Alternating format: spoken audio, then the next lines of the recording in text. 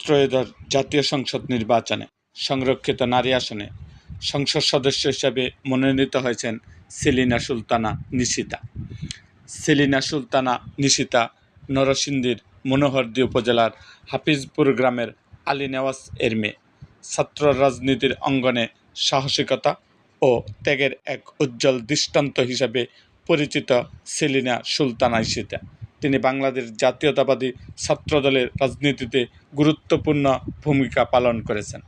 Eden মহিলা কলেজে ছাত্রদলের সাবেক 3 বারের সভাপতি এবং ছাত্রদল কেন্দ্রীয় কমিটির যুগ্ম সাধারণ সম্পাদক সহ গুরুত্বপূর্ণ দায়িত্ব পালন করেন তিনি।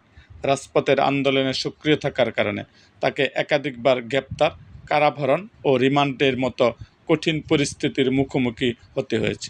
নির্যাতন, হামলা ও মামলার পরও তিনি দলের আদর্শ এবং গণতন্ত্র পুনরুত্থানের আন্দোলনে অবিচল থেকেছেন। স্বৈরাচার বিরোধী আন্দোলনের উত্তাল সময় থেকে শুরু করে দেশের বিভিন্ন রাজনৈতিক আন্দোলন সংগ্রামে সেলিনা সুলতানা নিশিতার সক্রিয় উপস্থিত ছিল চোখে পড়ার মতো।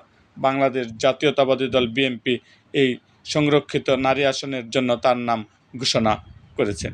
এরকম আরও ভিডিও পেতে এবং রাজনৈতিক অঙ্গনে নানা ঘটনা ও ইতিহাস জানতে আমাদের মুক্তাগাছার ইতিহাস মিডিয়া ইউটিউব চ্যানেলটিকে সাবস্ক্রাইব করুন এবং পাশে থাকা বেল আইকনটি বাজিয়ে দিন।